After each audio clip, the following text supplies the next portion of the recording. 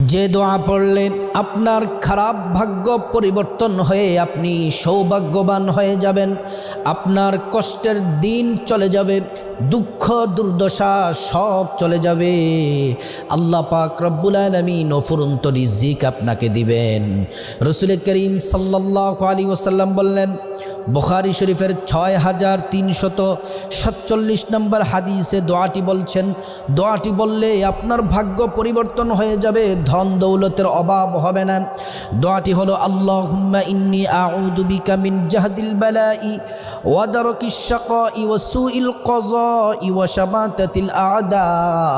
এই দোয়াটি যদি আল্লাহর উপর পূর্ণ তাওয়াক্কুল রেখে যদি পড়তে পারেন, আপনার পরিবারের সদস্যরা যদি পড়তে পারে, অতি দ্রুত সময়ে আপনি সৌভাগ্যবান হয়ে যাবেন। ধন দৌলত টাকা পয়সার আল্লাহ তাআলা কোনো কিছুর অভাব আপনাকে দিবেন না। আপনি